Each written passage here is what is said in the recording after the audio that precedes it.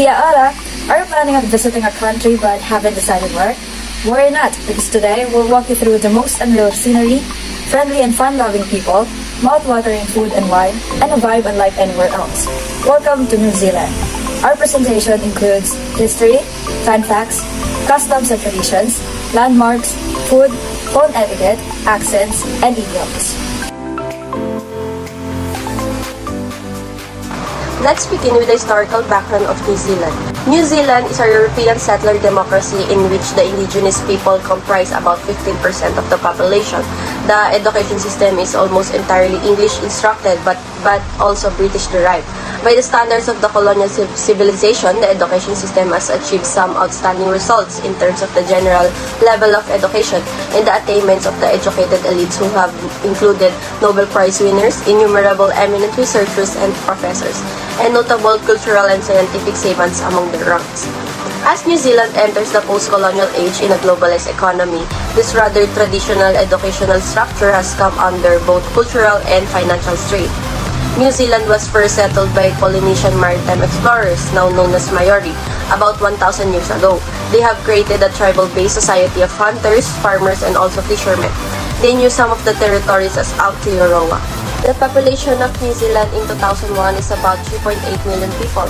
Of this, about 15% are classified as Maori, and the other percentage was classified as other Pacific Islanders or other are Asians. Most of the rest are of British descent with a few Dutch and Croatians. New Zealand also has an active immigration policy but also has a strong flow of immigration. In recent years, about 70,000 people left the country annually, about half directly to Australia, with which New Zealand has an agreement that permits a free flow of people. At the end of 2000, some 450,000 New Zealanders live permanently in Australia.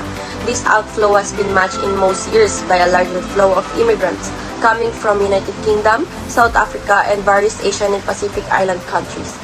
Now, let's proceed to fun facts. You're about to learn some interesting facts, and here are the things you probably didn't know yet about New Zealand. Number 1. The first country with universal suffrage. This means that in 1893, New Zealand became the first country to provide women right to vote. In most countries around the world, it was a long time ago. Number 2. The kiwi is not only a fruit. If you visit Aotearoa, you must be careful when using the term kiwi, as it has 3 different connotations there. A dry kiwi is a person born in New Zealand. A kiwi bird is a bird that also used as a national symbol, and there is, of course, the kiwi fruit, which refers to the delectable fruit. Number 3. You can pay with habit money. Did you know that New Zealand is the home of Middle Earth? New Zealand is the only country in the world that has authorization to print habit on legal money. Thanks to the country reputation, as a result of the Lord of Rings saga, it's also the only way to see Hobbiton. Number 4. 30% of country is a national reserve. When we think of New Zealand, we think of lush green hills and forests, Mount Cook, Milford Sound to Garira, Coromandel. One of the reasons for this country's natural beauty, as well as people's strong environmental awareness, is that a third of the country is designed as a protected national reserve. Number 5. More sheep than people. Sheep farming is one of the country's most important industries. Did you know that there are at least 10 sheep for every person living in the New Zealand? Fascinating, isn't it? Those were some of the most surprising facts about New Zealand. Let us now move on to the custom and traditions.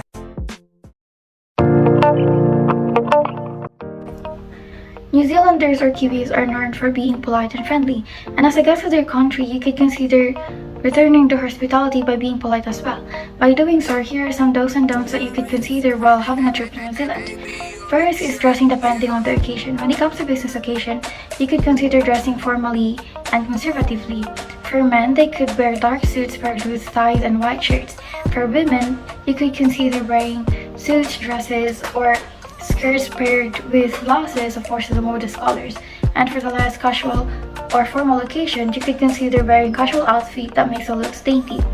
Then second, for the handshake, both social and business etiquette custom states that the women should initiate the handshake. Therefore, the man or the younger person could wait for the woman to extend her hand first, as it is considered as the proper way of doing a handshake to their country. Third is when meeting someone for the first time. It is considered rude to say hello to the person you've met for the first time, but instead ask how they are doing, and once you get to know the person, shall hello be considered as a way of greeting. Then as fourth, Kiwis consider their time very much important. So if you have something to tell to the citizen of New Zealand, instead of beating around the bush, tell it to them directly and honestly. And then lastly, for those visiting a Mari, which is a sacred place that serves both social and religious purposes to the Mari society. Mari are those indigenous Polynesian people of New Zealand, and if you wish to visit one, you could do so in an organized manner. And to return your gratitude, you could do so by singing a song from your home country. And now for the don't. First is don't be an obnoxious or a loud drinker, as they will consider it as a bad attitude that reflects your personality. And then second, during the visa, it has long been an insulting gesture in the United Kingdom. It frequently signifies defiance, contempt, or diversion. And then for the tipping, it's not really customary in New Zealand. However, if the service is outstanding, then tipping is very much appreciated. Then being late is a no-no. It will make an incredibly bad impression. And for not eating the food unless it has been blessed applies to the Mori society. You cannot eat the food unless it has been given acknowledgement or blessed. So if you're a tourist and you wanted to visit the Mori society, then it applies to you. Then lastly, visiting the Mari without permission. No, you should always take permission before doing so, as it is a sacred place and it is the traditional meeting ground for the Mori. So they very much protect it at all costs.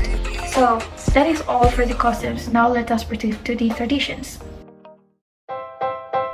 Like every country, New Zealand has its unique tradition, and here are the do's and don'ts. Do's: give respect to Maori people and to their culture.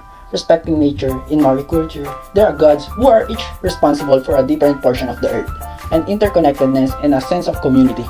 While this cultural aspect is not specific to Maori culture, it is valued and practiced by them to such a degree that it becomes unique and special. The New Zealander buy local product instead of imported products. New Zealander try to buy domestic product instead of import to support their small economy, and their standard of product is generally very high with a devoted attention to detail. Therefore, it is respectful to exhibit an appreciation for the quality of New Zealand products. Always clean yourself, particularly in the national park, and do not litter in those areas.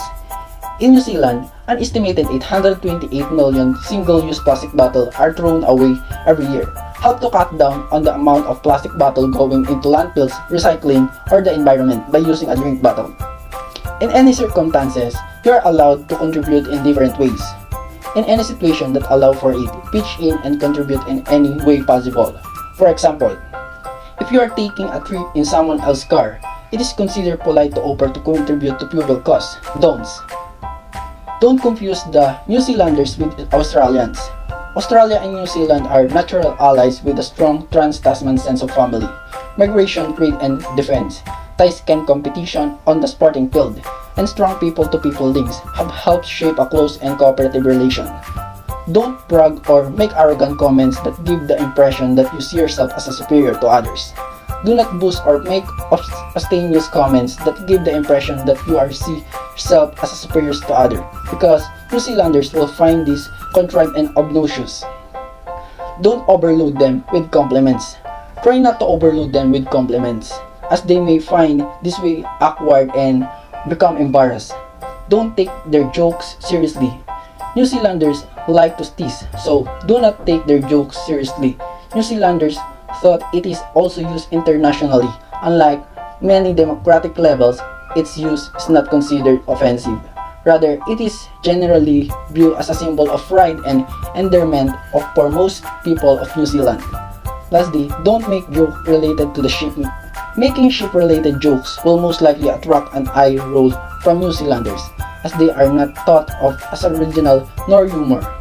In conclusion, this will serve you as a guidance when visiting New Zealand. Now, let us proceed to the landmarks. Kia ora. Now, all of you are wondering what does that mean?